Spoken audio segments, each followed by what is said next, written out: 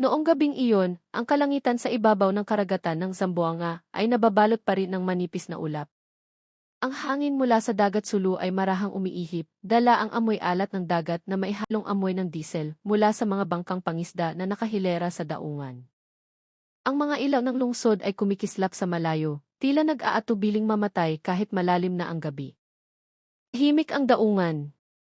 Paminsan-minsan lamang maririnig ang kalansing ng mga kadena ng angkla o ang ingay ng mga gaviota na hindi pa rin natutulog. Sa gitna ng katahimikang iyon, isang lumang bangkang pangisda ang mabagal na gumagalaw. Ang asul na pintura nito ay natuklap na, at ang numero ng rehistro ay halos hindi na mabasa dahil sa katagalan. Sa labas, walang kakaiba. Isang simpleng bangka lamang na tila patungo sa karagatan ng Malaysia. Ngunit noong gabing iyon, ang pinagsanib na puwersa ng Philippine Coast Guard at the Maritime Group na nagsasagawa ng regular na inspeksyon ay nakaramdam ng kaba. Ang sinag ng kanilang malakas na flashlight ay tumama sa kubyerta, na naglantad sa mukha ng isang matandang lalaki na balisang nakatayo sa unahan. Siya si Ricardo, na mas kilala bilang Mang Carding, isang mangingisda mula sa isla ng Sakol. Namumutla ang kanyang mukha, at malamig na pawis ang dumadaloy sa kanyang noo kahit na malamig ang hangin.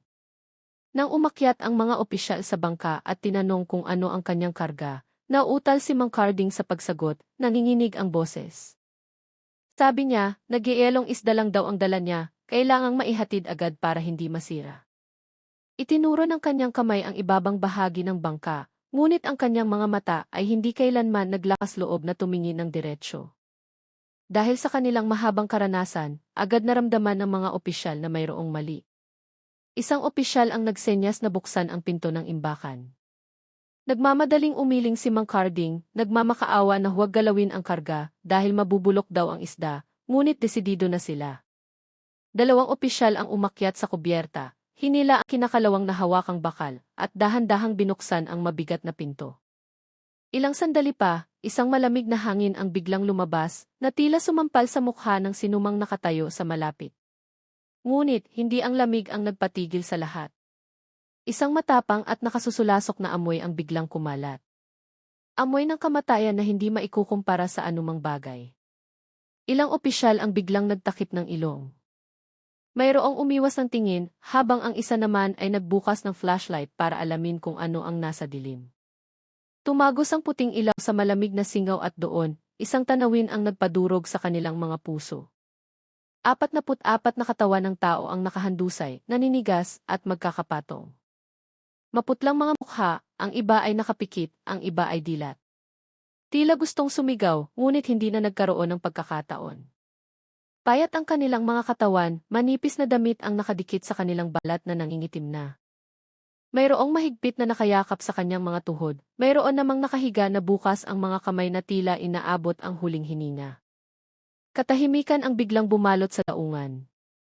Tanging ang marahang hampas ng alon ang maririnig, na tila nakikidalamhati sa trahedyang nabunyag. Ilang opisyal ang napaatras, nautal. May isang halos mapaupo. Ang iba ay nanigas sa kinatatayuan, nanginginig ang mga kamay.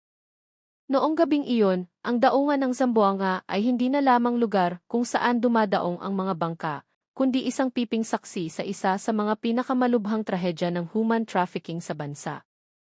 Sa loob ng ilang minuto, ang lugar ay kinordonan ng dilaw na tape, inangkla ang bangka, at isang agarang ulat ang ipinadala sa Camp Crame sa Maynila.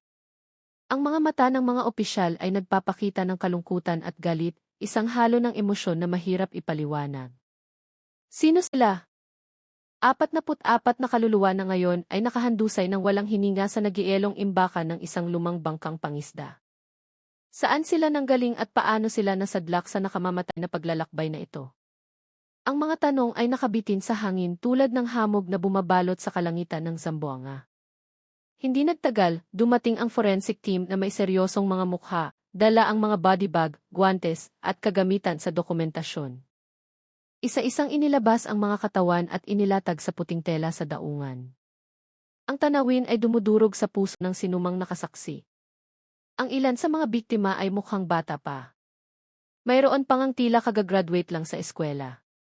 Simpleng damit, lumang tsinelas, o murang damit ang huling piping saksi sa kanilang paglalakbay. Isang forensic doctor ang lumuhod para suriin ang isang katawan. Nakakita siya ng mga senyales ng malnutrisyon at matagal ng mga pasa. Patunay na matagal na silang nagdurusa bago pa man sila mamatay. Sa gitna ng nakapaninikip na dibdib na eksena, isang ina ng mangingisda mula sa kalapit na barangay ang humahangos na dumating. Ang pangalan niya ay Aling Nena. Nabalitaan niya na maraming bangkay ang natagpuan. May luha sa kanyang mga mata, isa-isa niyang tiningnan ang mga nakabalot sa puting tela. Nang makita niya ang isang lumang damit na kahawig ng sa kanyang anak, mahina siyang humikbi. Nanghina ang kanyang katawan at inalalayan siya ng kanyang kapitbahay. Walang kasiguraduhan sa sandaling iyon, ngunit sapat na ang takot ng isang ina para dagdagan ang pighati sa gabing iyon. Ang kanyang maliit na iyak ay mas matalim pa kaysa sa anumang sirena. Samantala, si Mang Carding, ang kapitan, ay nakaupo na nakagapos sa isang upuang bakal sa sulok ng daungan. Nanginginig ang kanyang katawan, maputla ang kanyang mukha, at ang kanyang mga labi ay nanginginig na hindi maipaliwanag ang anumang bagay. Inamin niya na inutusan lamang siyang maghatid ng karga, kapalit ng pera, at hindi niya alam ang tunay na laman ng imbakan. Ngunit ang kanyang mga mata na puno ng pagkabalisa ay nagpahiwatig sa investigador na marami pa siyang itinatagong katotohanan. Noong gabing iyon, nagtago ang Zamboanga ng isang malaking lihim, at ang trahedya ng 44 na kaluluwa ay simula pa lamang ng isang mahabang paglalakbay upang ibunyag ang madilim na network na nagtatago sa likod ng matatamis na pangako ng trabaho sa ibang bansa. Ang interrogation room sa tanggapan ng AC Maritime Group sa Zamboanga noong gabing iyon ay masikip at nakakabingi. Ang ilaw na neon na nakasabit sa kisame ay bahagyang kumikislap. Ang lumang electric fan sa sulok ay marahang umuugong. Mula sa labas ng bintana, maririnig ang mahinang tunog ng mga alon na humahampas sa pader ng daungan na tila nakikibantay sa takbo ng investigasyon. Nakaupo si Mang Carding sa isang upuang bakal na may mga kamay na nakatali sa ibabaw ng mesa. Puti na ang kanyang buhok, kulubot na ang kanyang mukha, at malamig na pawis ang bumasa sa kanyang sentido. Nakayuko siya. Hirap siyang huminga na parang may mabigat na pasanin. Siya ang kapitan ng lumang bangkang pangisda na nagdala ng 44 na bangkay sa loob ng imbakan. Sa harap niya ay nakaupo si Police Major Dante Lazaro. Ang mukha ng batang opisyal ay seryoso. Ang kanyang mga mata ay matalim na nakatitig ng hindi kumukurap. Sanay na siyang humawak ng iba't ibang kaso sa dagat, mula sa smuggling hanggang sa pamimirata. Ngunit iba ito. 44 na buhay ang nawala at alam niyang kailangang malaman ang katotohanan. Si Mang Carding ang unang susi. Nagsalita si Lazaro na may mabigat na boses, sinasabing ang karga ng bangka ay hindi isda tulad ng sinabi ni Mang Carding. Sa loob ng imbakan, mga bangkay ang natagpuan, hindi isa o dalawa, kundi 44 na katawan ng tao. Ang mga salitang iyon ay lalong nagpanginig kay Mang Carding. Kinagat niya ang kanyang labi, lalong yumuko, at sinabi sa mahinang boses na inutusan lamang siyang dalhin ang bangka sa laot. May isang taong nangako na kukunin ang karga sa gitna ng dagat. Sinabi ni Mang Carding na hindi niya alam ang laman ng imbakan at kailangan lamang niya ng pera para mabayaran ang utang. Ang kanyang bahay ay nanganganib na makumpiska. Mawawala ng tirahan ang kanyang pamilya. Nagsimulang tumulo ang luha sa kanyang mga pisngi, bumagsak sa malamig na mesang bakal. Hindi na tinag si Lazaro. Inulit niya ang tanong kung sino ang nag-utos kay Mang Carding. Matagal na nanahimik ang matanda, nanginginig ang mga kamay, at ang kanyang mga mata ay tumitingin sa dingding na tila naghahanap ng sagot na makapagliligtas sa kanya. Matapos ang mahabang katahimikan, binanggit niya ang isang pangalan, Marco Reyes, na kilala bilang Makoy. Ayon sa kanya, nakilala niya si Makoy sa isang karinderya malapit sa daungan. Isang beses lang daw sila nagkita. Inalok siya ni Makoy ng trabaho, binigyan ng paunang bayad, at ipinangako na ang natitira ay babayaran kapag nakarating na ang bangka sa hangganan ng dagat. Sinabi ni Mang Carding na si Makoy ang nag-ayos ng lahat. Dahil sa pangalang iyon, nagkatinginan si Lazaro at ang isang batang investigador na nagngangalang si Isa Reyes. Isang koneksyon ang nagsimulang mabuo. Maaaring hindi si Mang Carding ang pangunahing salarin. Isa lamang siyang maliit na tauhan na naipit sa utang at natukso ng mabilis na pera. Ngunit, siya ang magbubukas ng daan patungo sa mas malaking network. Sa labas ng interrogation room, hindi rin gaanong kalmado ang sitwasyon. Marami ng mamamahayag ang nag-aabang ng balita. Walang tigil ang pagring ng telepono. Dumating ang mga pamilya ng mga mangingisda na may pag-aalala sa mukha. Natatakot sila na isa sa 44 na bangkay ay kanilang kamag-anak. Sa isang upuang kahoy, nakaupo si Aling Nena, mahigpit na yakap ang larawan ng kanyang anak na si Rico. Namamaga ang kanyang mga mata dahil sa magdamag na pag-iyak. Mahina siyang nagdarasal na sana ay hindi kasama ang kanyang anak sa mga biktima. Bumalik sa interrogation room, ipinakita ni Lazaro ang isang larawan na kinuha mula sa cellphone ng isa sa mga biktima. Isang payat na binata na may alanganing ngiti. Tinanong niya, "Kilala mo ba ang mukhang ito, Mang Carding?" Nagulat ang matanda at mabilis na umiling. Hindi niya raw kilala. Ngunit hindi makapagsinungaling ang kanyang mga mata. Mayroon siyang itinatago. Sumandal si Lazaro sa kanyang upuan, huminga ng malalim. Alam niyang hindi pa nagsasabi ng buong katotohanan si Mang Carding. Ngunit isang bagay ang malinaw, lumabas na ang pangalang Makoy Reyes. Ito ang unang pinto patungo sa human trafficking network na matagal nang nagtatago sa likod ng kumikinang na pangako ng trabaho sa ibang bansa. Lumalalim na ang gabi. Dumarami ang mga pahina ng talaan ng interogasyon. Sa daungan, nailipat na ang mga bangkay sa ospital para kilalanin. Isa-isang namatay ang mga ilaw sa daungan, naiwan ang dilim at malamig na hangin ng dagat. Tila ang 44 na kaluluwang pumanaw ay bumubulong pa rin sa gitna ng mga alon, humihingi ng katarungan. Tiningnan ni Lazaro si Mang Carding na may mas malumanay na tono. Sinabi niya na bawat segundong nawawala ay maaaring mga hulugan ng bagong biktima. Ipinaalala niya na hindi lamang buhay ni Mang Carding ang nakataya, kundi pati na rin ang kaligtasan ng kanyang pamilya. Yumuko si Mang Carding, nanginginig ang kanyang mga balikat at muling umagos ang kanyang mga luha. Naintindihan niya na ang sikretong itinatago niya ay maaaring maging daan para sa mga pulis upang buksan ang malaking misteryong matagal nang nakatago. Noong gabing iyon sa Zamboanga, nagsimula pa lamang ang investigasyon. Isang pangalan ang nabanggit, isang koneksyon ang nagsimulang mabuo. Ngunit sa likod nito, mayroon pang malawak na network na handang lamunin ang sinuman. Si Mang Carding ay isang maliit na pinto lamang.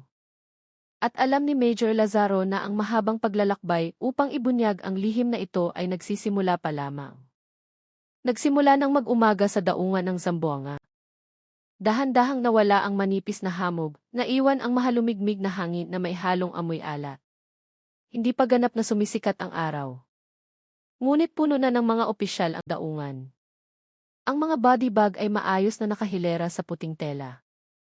Ang 44 na katawang natagpuan kagabi ay tahimik na nakahandusay, piping saksi sa isang madilim na paglalakbay na hindi kailanman nakarating sa destinasyon.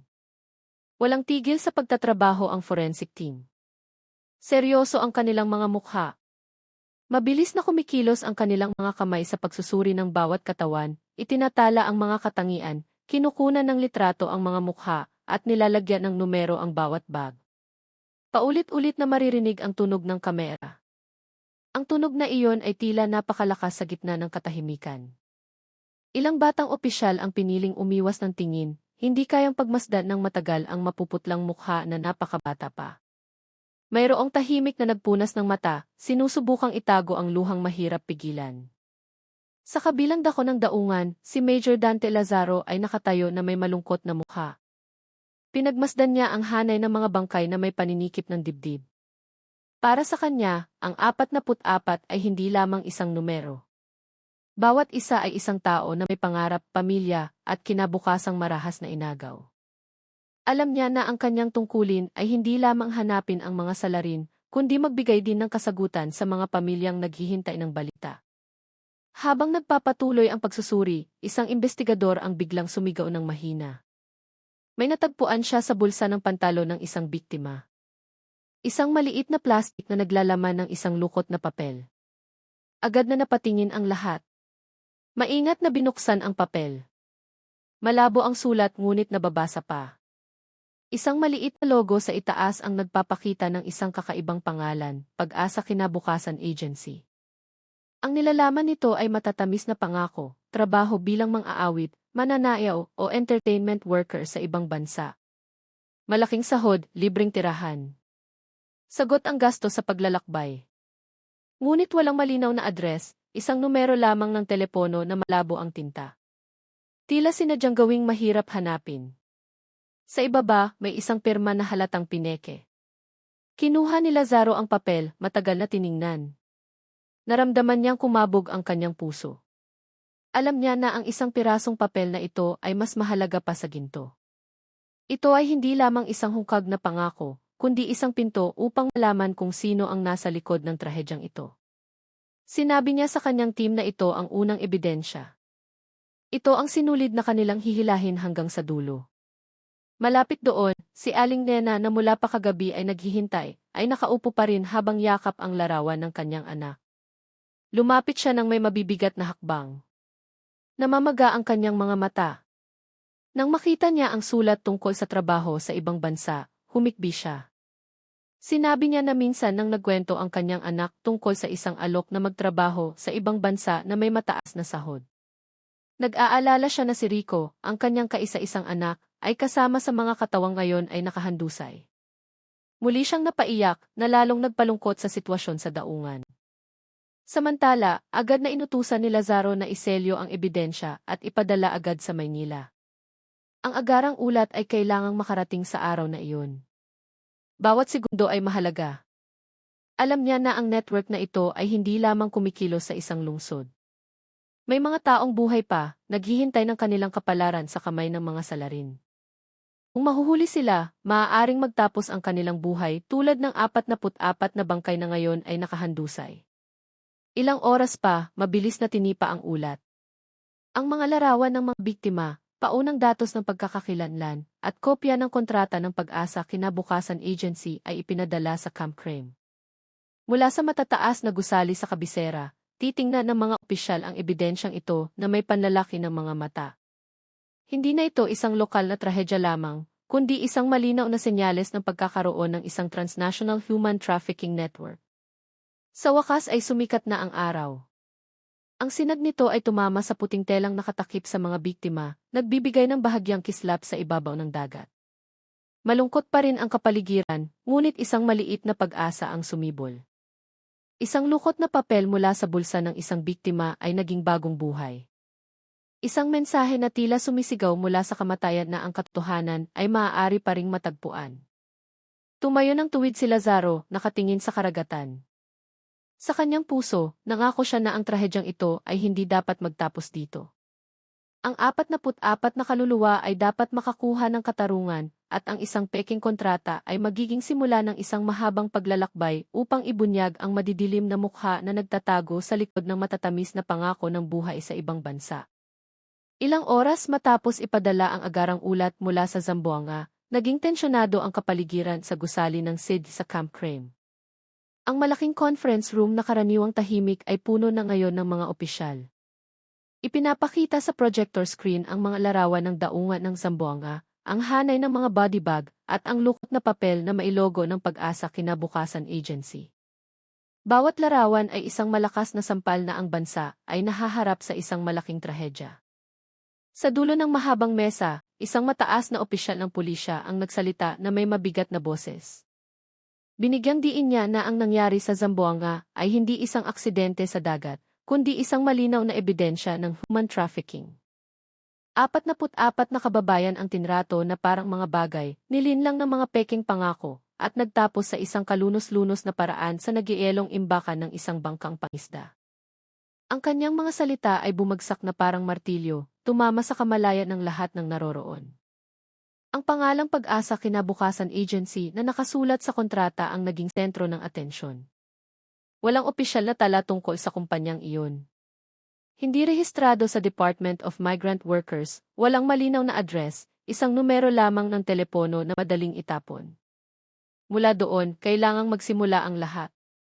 Si Major Dante Lazaro na kararating lamang mula Zamboanga ay kasama sa pulong. Maputla pa rin ang kanyang mukha dahil sa pagod, ngunit ang kanyang mga mata ay nag-aalab sa determinasyon. Inutusan siyang ipaliwanag ang kronolohiya ng pagkatuklas sa bangka at ang resulta ng pagsusuri kay Mang Carding. Sa isang matatag na boses, ipinaliwanag niya na si Mang Carding ay isang maliit na tauhan lamang. Ang bagong pangalang lumabas ay si Marco McCoy Reyes, isang recruiter na nag-aalok ng trabaho na may mataas na sahod. Binigyang diin ni Lazaro na si McCoy ay malamang na isa lamang sa mga maliliit na pinto ng isang malaking network. Lalong naging tensyonado ang kapaligiran sa silid. Nagkatinginan ang mga opisyal na pagtanto na hindi ito isang ordinaryong kaso. Kung hindi agad matutugunan, mas maraming kabataan ang malilinlang ng mga peking alok na trabaho. Pagkatapos, isa sa mga senior na opisyal ang nagmungkahi na bumuo ng isang espesyal na team na may buong kapangyarihan sa iba't ibang unit para buwagin ang network na ito hanggang sa ugat. Agad na inaprubahan ang mungkahi. Kaya't isinilang ang isang bagong operasyon na may codename na Operasyon Dagat 515 hango sa petsa ng pagkatuklas sa bangka, Mayo 15. Ang pangalang iyon ay naging paalala na ang bawat hakbang nila ay nagsimula sa 44 na bangkay na nakahandu sa isa daungan ng Zamboanga. Si Major Lazaro ang itinalagang field commander. Ang desisyon na iyon ay may dahilan. Siya ang unang nakakita mismo sa trahedya. Siya ang nakahanap ng unang ebidensya. At siya ang lubos na nakaunawa na ang kasong ito ay hindi dapat hawakan sa ordinaryong paraan. Sa kanyang balikat ngayon nakasalalay ang isang malaking responsibilidad, hindi lamang mag-imbestiga, kundi tiyakin din na maililigtas ang iba pang buhay. Matapos i-anunsyo ang desisyon, napuno ng mga utos ang conference room. Inutusan ng forensic team na pabilisin ang pagkakakilanlan para hindi maghintay ang mga pamilya ng biktima sa kawalan ng katiyakan. Hiniling sa cybercrime unit na i-trace ang mga numero ng telepono at peking job ads na kumakalat sa social media. Samantala, inatasan ang field unit na hanapin si McCoy Reyes at lahat ng taong posibleng may kaugnayan sa kanya.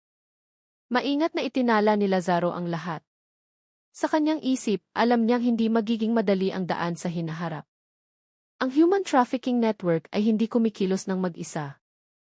Mayroon silang mga recruiter, mga koneksyon, at marahil mga protektor na maaaring mula sa mga maimpluwensyang tao. Bawat hakbang ay maaaring mapanganib, ngunit hindi siya dapat matakot. Noong gabing iyon, matapos ang pulong, tumayo si Lazaro sa balkonahe ng gusali ng SID. Mula roon, pinagmasdan niya ang kumikislap na mga ilaw ng Maynila. Ang kanyang isip ay napunta sa mga mapuputlang mukha na nakita niya sa Zamboanga. Naalala rin niya si Aling Nena na umiiyak habang yakap ang larawan ng kanyang anak. Lahat ng iyon ay nagsilbing gatong sa kanyang determinasyon. Bumulong siya sa sarili na ang operasyong ito ay hindi lamang isang tungkulin, kundi isang pangako sa 44 na kaluluwang pumanaw na. Kinabukasan, nagsimulang buuin ang team ng Operasyon Dagat 515. Ang mga miyembro ay mula sa iba't ibang unit, kabilang ang cybercrime, intelligence, at undercover operations. Isang maliit na headquarters ang inihanda sa Zamboanga para malapit sa pinagmulan ng kaso. Mula roon, hahanapin ang unang bakas. Tiningnan ni Lazaro ang bawat mukha ng kanyang team. Ang ilan ay bata pa at puno ng sigasig. Ang iba naman ay may karanasan na at may kalmadong mga mata. Mahigpit niyang sinabi na isa lamang ang kanilang misyon, buwagin ang network na ito at iligtas ang mga buhay pa. Ang Zamboanga na dating isang daungan lamang ng mga mangingisda ay naging pinto na ngayon patungo sa isang malaking investigasyon. Mula sa isang lukot na papel, mula sa pag-amin ng isang matandang kapitan, nagsimula ng umikot ang gulong ng katarungan. Opisyal nang nagsimula ang Operasyon Dagat 515 at para kay Lazaro at sa kanyang team, ito ang unang hakbang sa isang mahabang paglalakbay laban sa madidilim na anino ng human trafficking. 2 araw matapos opisyal na buuin ang Operasyon Dagat 515, isang binata ang dumating sa himpilan ng pulisya sa Zamboanga na may mabibigat na hakbang. Gusot ang kanyang suot na damit, maputla ang kanyang mukha, at ang kanyang mga mata ay walang buhay na parang taong nawala ng direksyon. Magulo ang kanyang buhok, at ang kanyang katawan ay payat na dahil sa matagal na hindi pagkain. Natigilan ng mga duty officer sa kanyang pagdating. Nanginginig ang boses ng binata nang magpakilala siya. Ang pangalan niya ay Jomar, mula sa isang maliit na baryo sa Samar. Mahina niyang sinabi na minsan na siyang napasakamay ng mga taong katulad ng mga naging biktima sa Zamboanga. Ang kanyang mga salita ay agad na nagpabago sa tensyon sa himpilan. Agad na dinala si Jomar sa isang ligtas na silid. Si Major Lazaro mismo ang nangasiwa sa investigasyon. Isang espesyal na investigador na sanay sa trauma ang kasama para makapagkwento si Jomar ng mahinahon. Sa ilalim ng nakasisilaw na ilaw, mukha siyang pagod. Sa tuwing sinusubukan niyang magsalita, pumuputol ang kanyang boses. Tila ang mga alaalang bumabalik ay nagdudulot ng sariwang sugat sa kanyang puso. Ikinuwento niya ang simula ng lahat. Ilang buwan na ang nakalipas, inalok siya ng trabaho ng isang lalaki sa kanilang baryo. Mayroon daw bakante sa Malaysia bilang entertainment worker, mataas ang sahod, sagot ang pagkain at tirahan. Noong una, nag-alinlangan si Jomar, ngunit dahil sa hirap ng buhay ng kanilang pamilya, natukso siya. Gusto niyang tulungan ang kanyang mga tumatandang magulang. Nagsimula ang paglalakbay mula Samar patungong Zamboanga. Pagdating doon, siya at ang ilan pang kasama ay dinala sa isang maliit na bahay malapit sa daungan. Laging nakakandado ang pinto. Mahigpit na nakasara ang mga bintana. Sa gabi, lihim silang inilipat sa isang bangkang pangisda. Pinaupo sila ng tahimik para hindi makatawag ng pansin. Napaiyak si Jomar habang nagkukwento na noong una ay naniniwala pa siyang magtatrabaho siya sa isang entablado. Ngunit mas malupit pa pala ang katotohanan. Pagdating sa sandakan, dinala sila sa isang gusali na parang bodega. Ang mga bintana ay tinakpan ng tabla, napapaligiran ng barbed wire, at may mga armadong bantay na paikot-ikot. Sa loob, dose-dosenang tao ang siksikan sa isang maliit na espasyo. Hindi sila dinala sa entablado, kundi pinilit na umupo ng maraming oras sa harap ng mga computer at telepono. Ang kanilang trabaho ay magsagawa ng online scams, manloko ng mga tao gamit ang mga peking pangako ng investment. Kapag tumanggi sila, binubugbog sila. Kapag nagkasakit, walang gamot. Pinigilan ni Jomar ang pag-iyak habang ikinukwento ang kanyang kaibigan, isang binatang nagngangalang Edwin na ilang araw nang may mataas na lagnat. Nagmakaawa silang lahat para sa gamot, ngunit tumawa lamang ang mga bantay. Isang umaga, hindi na nagising si Edwin. Kinalagkad ang kanyang katawan palabas at hindi na muling nakita ni Jomar. Natahimik ang interrogation room. Ilang investigador ang yumuko, pinipigilan ang nag-aalab na emosyon. Pinunasan ni Jomar ang kanyang mukha gamit ang nanginginig na kamay. Sinabi niya na noong sandaling iyon, naintindihan niya na kung mananatili siya roon, susunod siya kay Edwin. Kaya isang gabi, nang lasing at tulog ang ilang bantay, naglakas loob siyang tumakas. Ginamit niya ang lahat ng kanyang lakas para gumapang sa isang maliit na butas sa bakod. Sugatan ang kanyang mga kamay, puno ng galos ang kanyang katawan, ngunit hindi siya tumigil. Tumatakbo siya nang hindi lumilingon, nagtago sa mga palumpong, at sumakay sa isang bangkang pangisda na nagdala sa kanya pabalik sa Zamboanga. Puno ng takot ang kanyang pagbabalik, ngunit iyon ang tanging dahilan kung bakit siya nakaupo sa harap ng mga investigador ngayon. Mula sa kanyang lumang jacket, inilabas ni Jomar ang isang lukot na papel. Puno ito ng malabong mga guhit ng lapis. Sinabi niya na iginuhit niya mula sa kanyang alaala ang isang simpleng plano ng lugar kung saan sila ikinulong. Mayroong maliit na silid, kwarto ng mga bantay, tarangkahan, at isang lumang talyer sa malapit. Kahit hindi malinaw, sapat na ito para magbigay ng direksyon. Higit sa lahat, sa itaas ng papel, isinulat niya ang dalawang pangalan na madalas niyang marinig sa mga bantay. Ricardo Ricky Vargas, isang Pilipino na nakatira sa Sandakan, madalas na tinatawag na tagapag-ayos, at isa pang pangalan, si Dato Ismail, isang Malaysian na tinatawag nilang Tibos. Sinabi ni Jomar na hindi niya kailanman nakita ang mukha ni Ismail, narinig lamang niya ang mabigat nitong boses mula sa likod ng pinto. Ngunit sa tuwing babanggitin ang pangalang iyon, lahat ng bantay ay biglang tumatahimik at sumusunod. Tinanggap ni Major Lazaro ang papel na may nanginginig na mga kamay. Alam niya na ito ang pinakamahalagang lead. Hindi lamang isang ebidensya, kundi isang malinaw na direksyon patungo sa puso ng network. Tiningnan niya si Jomar na nanginginig sa kanyang harapan. Bata pa ang binata, halos kasing edad ng kanyang nakababatang kapatid.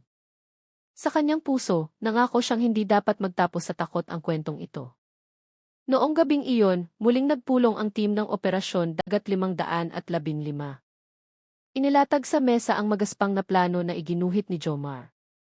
Ang mga pangalang Ricky Vargas at Dato Ismail ang naging focus. Hindi na ito tsismis lamang, kundi isang buhay na lead mula sa isang saksi na nagtagumpay na makatakas. Naging seryoso ang pulong. Hindi na lamang ito tungkol sa pagbuwag sa network, kundi isang misyon ng pagsagip para sa mga taong nakakulong pa rin sa likod ng bakod. Mula sa maliit na conference room sa Zamboanga, isang bagong determinasyon ang nabuo. Ang operasyong ito ay hindi lamang tungkol sa paghahanap ng mga salarin, kundi tungkol din sa pagsagip ng mga buhay. At sa gitna ng mga yapak, tunog ng panulat, at mabibigat na buntong hininga, muling umalinggaw ang iyak ni Jomar na nagsilbing paalala na hindi na dapat sayangin ang oras. Noong gabing iyon, mabigat ang hangin sa Zamboanga. Umuulan mula pa noong hapon, nag-iwan ng mga sanaw sa bakura ng maliit na headquarters ng Operasyon Dagat 515. Sa loob, maliwanag ang mga ilaw, mga mapa at larawan ang nakapaskil sa dingding, at ang lukot na papel mula kay Jomar ay nakalatag sa mesa. Ang malabong mga guhit ng lapis ang naging sentro ng atensyon ng lahat. Tumayo ng tuwid si Major Dante Lazaro sa harap ng team. Matigas ang kanyang boses nang banggitin niya ang dalawang pangalan na isinulat ni Jomar, Ricky Vargas at Dato Ismail. Ang dalawang pangalang iyon ay hindi ordinaryong tala lamang. Mula sa testimonya ng saksi, si Ricky ay isang Pilipino na nakatira sa Sandakan, responsable sa pag-aayos ng mga pekeng dokumento, bangka, at recruitment. Samantala, si Ismail, isang maimpluwensyang tao sa Malaysia, ay tinatawag na T-Boss. Siya ang nasa tuktok ng pyramid, kumokontrol sa daloy ng pera, mga bangka, at mga tao na parang mga kalakal. Bawat salitang lumabas sa bibig ni Lazaro ay nagpatahimik sa silid. Naintindihan ng lahat ng miyembro ng team na hindi na sila nakikipaglaban sa maliliit na salarin. Si Makoy Reyes ay paunang pinto lamang. Si Mang Carding ay isang tauhan lamang na naipit sa utang. Ngunit sina Ricky at Ismail ang nasa sentro ng madilim na network na matagal nang nagtatago sa likod ng mga pekeng pangako. Isang intelligence analyst ang nagbukas ng kanyang laptop, ipinapakita ang mga datos na nakalap mula sa iba't ibang source. Ipinakita niya na ang pangalang Ricky Vargas ay ilang beses nang lumabas sa mga lumang talaan ng imigrasyon. Madalas siyang lumabas-masok sa Malaysia sa pamamagitan ng maliliit na daungan, bihirang dumaan sa mga opisyal na airport. Kilala rin siyang madalas na nasa Sandakan, ngunit walang malinaw na opisyal na trabaho. Samantala, mas mahirap hanapin ang pangalang Dato Ismail. Opisyal, kilala siyang isang negosyante ng plantasyon at may-ari ng ilang bodega sa Sandakan. Ang kanyang mukha ay makikita sa mga social events, may magiliw na ngiti sa harap ng kamera, nakikipagkamay sa mga opisyal. Ngunit sa likod nito, sinasabi sa mga intelligence report na siya ay isang maimpluwensyang tao sa human trafficking network. Ang mga kwento tungkol sa kanyang kalupitan ay kumakalat lamang bilang mga bulungan. Walang sinumang naglakas loob na banggitin ang kanyang pangalan ng malakas. Tiningnan ni Lazaro ang mga mukha ng kanyang team. Alam niyang lahat sila ay kinakabahan. Hindi madaling kalabanin ang isang taong tulad ni Ismail. May pera siya, may mga bodyguard, at marahil ay may mahabang kamay na nagpoprotekta sa kanya mula sa likod ng kapangyarihan. Ngunit binigyang diin ni Lazaro na hindi sila dapat umatras. Bawat biktima na nakahandusay sa Zamboanga ay dahilan para magpatuloy. Sa sulok ng silid, nakaupo si Jomar kasama ang isang opisyal. Narinig niya ang usapan na may malungkot na mukha. Sa tuwing babanggitin ang pangalang Ricky, bahagya siyang nanginginig. Sinabi niya na madalas na pumunta si Ricky sa bodega kung saan sila ikinulong. Matangkad at payat ang lalaki, malamig ang kanyang mga mata, at madalas na minumura ang mga biktima na itinuturing niyang mabagal. Samantala, ang pangalang Ismail ay narinig lamang niya bilang isang nakakatakot na tao. Sa tuwing babanggitin ito, yumuyuko agad ang mga bantay. Ang testimonya na iyon ay lalong nagpatibay sa determinasyon ng team. Pagkatapos ay binalangkas ni Lazaro ang tatlong hakbang. Una, hanapin ang digital footprint ni Ricky sa pamamagitan ng mga peking job ads. Pangalawa, mangalap ng datos tungkol kay Ismail sa pakikipagtulungan sa mga otoridad ng Malaysia. Pangatlo, maghanap ng bagong ebidensya sa pamamagitan ng undercover operation. Noong gabing iyon, tumagal ang pulong hanggang hating gabi. Muling umulan, tumutulo sa bubong ng headquarters. Sa likod ng tunog ng ulan, isang bagong determinasyon ang nabuo.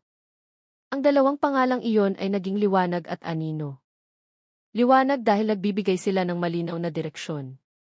Anino dahil nagdadala sila ng malaking banta na maaaring lamunin ang sinuman. Bago matapos ang pulong, tumayo si Lazaro at sinabi sa mahina ngunit matatag na boses. Ipinaalala niya na ang 44 na biktima sa Zamboanga ay hindi na makapagsasalita. Ngayon, tungkulin na nilang magsalita para sa kanila. Sina Ricky at Ismael ay hindi lamang mga pangalan sa papel, kundi mga mukha ng kasamaan na kailangang harapin. Lumalim na ang gabi, ngunit nanatiling bukas ang mga ilaw sa maliit na headquarters, ayaw mamatay kahit napagod na ang lahat. Sa labas, umuugong ang dagat ng Zamboanga na tila nakikinig. Sa puso ng bawat miyembro ng team, isang pangako ang nakatatak, walang lugar para sa mga taong nagbebenta ng buhay. At mula sa gabing iyon, ang dalawang pangalan mula sa Anino ay nagsimulang maging pangunahing target ng Operasyon Dagat 515. Kulay abo ang langit sa Zamboanga noong hapon nang muling magpulong ang team ng Operasyon Dagat 515. Sa whiteboard, nakapaskil ang mga larawan na nakalap, ang malungkot na mukha ni Mang Carding, ang magaspang na plano ng kulungan mula kay Jomar, at ang mga tala tungkol kina Ricky at Ismael. Ngunit bago makarating sa kanila, may isang pinto na kailangang buksan muna, si Marco Makoy Reyes. Si Makoy ang sinasabing field recruiter. Ang taong naghahanap ng mga biktima sa mga terminal, palengke, at maging sa mga baryo na may pangako ng madaling trabaho sa Malaysia. Matagal na siyang mailap, bihirang mag-iwan ng bakas, at mahirap hulihin. Ngunit, alam ni Lazaro na para mahuli ang malaking isda, kailangan muna nilang gumamit ng tamang pain. Sa mga miyembro ng team, may isang batang babae na nagngangalang Police Corporal Angela Santos, na mas kilala bilang E-Angel. Bago pa lang siyang magnegatibo 30 mula sa Zamboanga del Sur, at may karanasan na sa mga undercover operation. Simple ang kanyang mukha, kayang gayahin ang pananalita ng mga taga-baryo, at ang kanyang malumanay na tingin ay madaling pagkatiwalaan. Matagal siyang tiningnan ni Lazaro, bago sa wakas ay tinanong kung handa siyang maging pain. Dahan-dahang tumango si Angel. Sinabi niya na sanay na siyang humarap sa mga mapanganib na tao. Ngunit iba ito. Alam niya na bawat salita ay maaaring maging patibong at bawat hakbang ay maaaring mga hulugan ng buhay o kamatayan. Ngunit para sa 44 na kaluluwang nakahandusay sa Zamboanga, handa siya. Noong gabing iyon, sinimulan ni Angel na ihanda ang kanyang papel. Simple niyang itinali ang kanyang buhok. Pinalitan niya ang kanyang damit ng isang lumang t-shirt at pantalon na mukhang mura. Nagsanay siyang magsalita na may inosenteng tono ng taga-baryo, yumuyuko kapag nagsasalita, at nagpapakita ng mahiyain ng ngiti.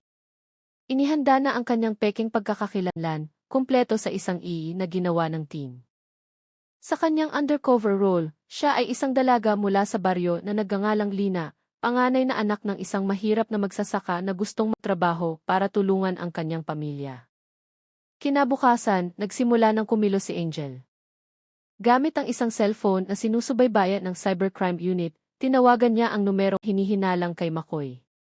Mabigat ang boses sa kabilang linya, puno ng paghihinala. Nagtanong siya, sino to? Sumagot si Angel na may inosenteng tono na nakuha niya ang numero mula sa isang kakilala sa terminal. Kailangan niya raw ng trabaho. Totoo ba na may bakante sa Malaysia? Saglit na natahimik ang kabilang linya, pagkatapos ay naging mas malumanay ang boses ni Makoy. Sinabi niya na maraming pagkakataon. Kung seryoso siya, maaari silang magkita para pag-usapan. Nagkunwaring nag-aalangan si Angel, pagkatapos ay sinabi na gusto lamang niyang magtrabaho ng marangal, ayaw niyang maging hostess sa isang bar. Bahagyang tumawa si Makoy, pinakalma siya ng matatamis na salita na lahat ng sumama sa kanya ay gumiginhawa ang buhay at nakakapagpadala ng malaking pera sa kanilang pamilya. Ang buong usapan ay na-record ng team. Mula sa control room, nakikinig si Lazaro na may tensyonadong mukha. Nang matapos ang usapan, maikli niyang sinabi na kinagat na ang pain. Itinakda ang pagkikita sa isang karinderya malapit sa palengke sa Zamboanga. Naunang dumating si Angel, umupo sa sulok na may isang baso ng tsaa sa harap niya. Malamig ang kanyang mga kamay, malakas ang tibok ng kanyang puso, ngunit nanatili ang kanyang mahiyain na ngiti. Sa labas, nagkunwaring mga mamimili ng prutas, parking attendant, at street vendor ang mga miyembro ng team. Lahat ay handa na magbantay ng hindi nakakahalata. Hindi nagtagal, isang lalaki ang pumasok sa karinderya. Malaki ang kanyang katawan, matigas ang mukha, at ang kanyang singkit na mga mata ay laging gumagalaw ng may pag-iingat. Nakasuot siya ng short-sleeved shirt, at ang kanyang buhok ay makintab. Alam ni Angel na iyon si McCoy. Lumapit ang lalaki, tiningnan siya mula ulo hanggang paa, at umupo sa harap niya. Simple ang kanyang boses nang magtanong, seryoso ka ba talagang gustong magtrabaho? Yumuko si Angel, sumagot ng mahina na gusto lamang niyang tulungan ang kanyang mga magulang. Pagkatapos ay nagsimulang magsalita si McCoy. Marami raw dalaga mula sa baryo ang naging matagumpay. Nakatira na sila ngayon sa mga apartment sa Sandakan, nagtatrabaho bilang mga mang-aawit sa mga cave. Bawat buwan, nakakapagpadala sila ng milyon-milyong piso. Nakakakumbinsi ang kanyang mga salita. Ngunit para kay Angel, lalo lamang siyang nakumbinsi na sinungaling ang lalaking ito. Tumagal ng halos 1 oras ang pagkikita. Lalong naniwala si McCoy sa kwento ni Angel. Bago umalis, inilabas niya ang kanyang cellphone at mabilis na nag-type ng isang mensahe. Mula sa isang malayong kamera, na-record ito ng team. Maikli ang mensahe, may bago, handa na. Mas bumilis ang tibok ng puso ni Lazaro. Alam niya na ang mensaheng iyon ay hindi ordinaryong balita lamang. Ibig sabihin, nagbibigay na ng senyales si McCoy sa kanyang network. Noong gabing iyon, lalong naging malinaw ang koneksyon.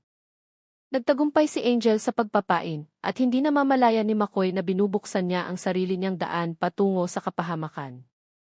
Bago umalis, tinapik ni McCoy ang balikat ni Angel, at sinabi sa isang madulas na tono na may isang sasakyan na susundo sa kanya ngayong gabi. Pinayuhan siyang maghanda ng isang maliit na bag at huwag sabihin sa kahit sino. Malinaw na na-record ang mga salitang iyon bilang karagdagang ebidensya. Bahagyang humiti si Angel, nagkunwaring humanga at nagpasalamat. Nang lumabas ang lalaki sa karinderya, 12 ng mga mata ang sumusunod sa kanya. Mula sa control room, nagbigay ng tegas na utos si Lazaro. Sinabi niya na hindi dapat makatakas ang target ngayong gabi. Nailatag na ang bitag, kailangan na lamang itong hilahin ng maingat. Lalong dumilim ang langit sa Zamboanga. Nagsimulang maging tahimik ang mga kalsada. Kumikislap ang mga ilaw sa gitna ng mga anino. Nakaupo si Angel sa karinderya, naghihintay ng susunod na utos. Alam niyang nasa gitna siya ng panganib. Ngunit sa kanyang puso, sinabi niya, kung maililigtas nito ang buhay ng iba, sulit ang lahat ng takot na ito. Malagkit ang hangin sa Zamboanga noong gabing iyon. Malabo ang kislap ng mga ilaw sa kalsada. Paminsan-minsan, may dumadaang motorsiklo. Mula sa simpleng karinderya malapit sa palengke, nanatiling kalmado si Corporal Angel Santos. Ginagampanan pa rin niya ang papel ng isang inosenteng dalaga. Ilang minuto pa lang ang nakalipas nang umalis si McCoy. Nag-iwan siya ng mensahe na may isang sasakyan na susundo sa mga bagong biktima ngayong gabi. Paglabas ng lalaki, nagsimula na siyang sundan ng mga anino. 2 miyembro ng team ang nagkunwaring mga driver ng habal-habal. Samantala, isang sasakyan na walang marka ng pulisya ang dahan-dahang gumalaw sa kabilang kalsada. Lahat ng usapan ng team ay konektado sa pamamagitan ng headset na direktang pinamumunuan ni Major Lazaro mula sa control room. 9:00 na ng gabi nang pumasok si McCoy sa isang makipot na eskinita sa isang siksikang lugar. Ang mga hilera ng mga lumang boarding house ay mukhang marupok. Natuklap na ang pintura sa dingding. Umuugong ang mga kahoy na pinto sa tuwing binubuksan. Iniulat ng isang ahente na pumasok ang lalaki sa isang kwarto sa dulo ng pasilyo sa ikalawang palapag. Nasa loob na ang target. Ang maikling ulat na iyon ay nag-udyok kay Lazaro na magbigay ng utos na maghintay ang lahat ng unit. Ayaw niyang magpadalos-dalos. Kailangan niyang tiyakin na mayroong aktibidad sa loob ng kwartong iyon. Ilang minuto pa, nanatiling normal ang sitwasyon sa eskinita. Nagtatakbuhan pa rin ang mga bata sa kalsada. Dumaan ang isang nagtitinda ng banana queue. Ngunit mula sa likod ng bintana ng kwarto ni McCoy, isang malabong anino ang nakita. Iniulat ng ahente na mayroong 3 tao sa loob. Nakikipag-usap si McCoy sa 2 batang lalaki. Sa ibabaw ng mesa, may isang itim na bag at ilang pirasong papel. Paminsan-minsan, itinuturo ni McCoy ang kanyang cellphone habang bahagyang tumatawa. Ang ulat na iyon ay lalong nagpatensyonado kay Lazaro. Naghintay siya ng mas malinaw na senyales. Hanggang sa wakas, isa sa mga lalaki ang nag-abot ng isang folder na naglalaman ng mga dokumento. Sa loob, may mga photocopy ng GI, passport photos, at mga talaan ng address. Lahat ng iyon ay malinaw na datos ng mga bagong biktima. Tinanggap ito ni McCoy na may kasiyahan sa mukha at inilagay sa itim na bag. Noon ginawa ang desisyon. Nagbigay ng utos si Lazaro na isagawa na ang operasyon. Isang malakas na tunog ang narinig ng sipain ang pinto ng kwarto. Nagkalat ang mga piraso ng marupok na kahoy. Mabilis na pumasok ang ilang miyembro ng team, tinutok ang kanilang mga baril sa mga nasa loob. Nagulat si McCoy, sinubukang abutin ang kanyang cellphone, ngunit mas mabilis na dinaganan siya ng isang ahente sa sahig. Ang dalawang kasama niya ay sinubukang tumakas sa bintana. Ngunit may mga opisyal na naghihintay sa labas. Marahas silang hinila at agad na pinusasan. Sa loob ng ilang segundo, ang maliit na kwarto ay naging isang eksena ng buong kontrol. Nagpumiglas si McCoy at sumigaw na wala siyang kasalanan, ngunit sapat na ang itim na bag na natagpuan sa mesa bilang ebidensya. Ang laman nito ay hindi lamang mga dokumento ng mga bagong biktima, kundi pati na rin ang isang maliit na talaan na may mga numero at inisyal. Pumasok si Lazaro sa kwarto, tiningnan ang mukha ni McCoy na ngayon ay basang-basa na ng pawis. Sa isang matigas na tono, sinabi niya na tapos na ang laro. Yumuko lamang si McCoy, ang kanyang mga mata ay tumitingin sa lahat ng direksyon, naghahanap ng daan palabas na hindi kailanman naroon. Nagpatuloy ang paghahanap. Mula sa ilalim ng kutson, natagpuan ang ilang SD card na nakaselyo pa, 3 murang cellphone, at isang maliit na notebook. Bawat pahina ay naglalaman ng isang listahan ng mga pangalan, code, halaga ng pera, at mga talakong bayad na o naghihintay pa ng bangka. Sa dulo, malinaw na nakasulat ang mga inisyal na IC at L. Saglit na natahimik ang lahat ng miyembro ng team. Alam nila na ang IC ay si Ricky Vargas. Samantalang ang inay ay tumutukoy kay Dato Ismael. Lalong naging malinaw ang koneksyon. Si McCoy ay hindi ang pangunahing salarin, kundi isang direktang koneksyon sa mas malalaking tao. Nagsimulang magkumpol-kumpol ang mga residente sa harap ng eskinita. Nagbubulungan sila habang pinapanood si McCoy na inilalabas na may posas. Ang ilan ay hindi makapaniwala na ang lalaking madalas na nakaupo sa karinderya, habang malakas na tumatawa ay bahagi pala ng isang malaking sindikato ng human trafficking. Dahan-dahang umalis ang itim na sasakyan na walang marka ng pulisya. Sa loob, nakaupo si McCoy na nakatali. Malungkot ang kanyang mukha. Ang itim na bag na puno ng ebidensya ay nasa kandungan ng isa sa mga opisyal. Sa control room, huminga ng malalim si Lazaro at sinabi na ngayong gabi, mas malalim na ang kanilang narating. Mula sa isang lumang boarding house sa dulo ng eskinita, ang daan patungo kina Ricky at Ismael ay mas lalong naging bukas. Ngunit, alam ni Lazaro na habang papalapit sila, mas malaki rin ang panganib na naghihintay. Tahimik ang gabi sa Zamboanga, ngunit sa likod ng katahimikang iyon, malawak pa rin ang network ng human trafficking. At ang operasyon Dagat 515 ay kagagaling lamang sa pagputol ng isa sa mga buhol nito. Mas tensyonado ang interrogation room sa Zamboanga noong gabing iyon kaysa dati. Maliwanag ang ilaw na neon, sumasalamin sa maruming dingding. Nakaupo si McCoy Reyes sa isang upuang bakal na may mga kamay na nakaposa sa harap ng mesa. Matigas ang kanyang mukha, naniningkit ang kanyang mga mata na maihalong paghamon. Tila gusto pa ring ipakita na hindi siya takot. Ngunit, malakas ang agos ng pawis sa kanyang sentido, nagpapahiwatig ng kaba na sinusubukan niyang itago. Nakaupo sa harap niya si Major Dante Lazaro. Sa tabi niya, 2 iba pang investigador ang handang itala ang bawat salitang lalabas sa bibig ni McCoy. Sa ibabaw ng mesa, nakalatag na ang mga ebidensyang nakuha. Mayroong itim na bag na puno ng mga dokumento, mga cellphone na may daan-daang kontak, at isang maliit na notebook na naglalaman ng listahan ng mga pangalan at code. Lahat ng ebidensyang iyon ay piping saksi sa kahalagahan ng posisyon ni McCoy sa network na ito. Sinimulan ni Lazaro ang interogasyon sa isang mahinahong boses. Ipinaliwanag niya na sapat na ang lahat ng ebidensya para mahatulan si McCoy ng mabigat na parusa. Ngunit, binigyang diin niya na may mas mahalaga pa silang gusto, ang kumpletong ruta ng human trafficking na matagal nang nag-operate sa Zamboanga at Sandakan. Saglit na natahimik si McCoy dahil sa mga salitang iyon. Ngunit ilang sandali pa, muli siyang humisi ng may pang-iinis. Sa isang mabigat na boses, sinabi ni McCoy na isa lamang siyang maliit na tao. Kahit wala siya, aalis pa rin daw ang mga bangka at malaya pa rin ang mga malalaking tao sa likod niya. Hindi nagpaapekto si Lazaro. Yumuko lamang siya saglit at dahan-dahang itinulak ang notebook tungo kay McCoy. Itinuro ng kanyang daliri ang dalawang inisyal na nakasulat sa huling pahina, AC Atle. Nagbago ang tingin ni McCoy. Nawala ang kanyang ngiti. Sinubukan niyang umiwas ng tingin, ngunit pinilit siya ni Lazaro. Sino si Ricky Vargas? At sino si Dato Ismail? Bakit laging lumalabas ang kanilang mga pangalan sa bawat talaan ng transaksyon? Mahabang katahimikan ang bumalot sa silid. Kinagat ni McCoy ang kanyang labi, yumuko ng malalim. Nanginginig ang kanyang mga kamay nakaposa sa ibabaw ng mesa. Alam niyang walang silbi ang pagsisinungaling dahil masyadong malinaw na ang ebidensya. Sa wakas, sa isang mahinang boses, nagsimula siyang magkwento. Inamin niya na si Ricky Vargas ang nag-aayos ng lahat ng ruta.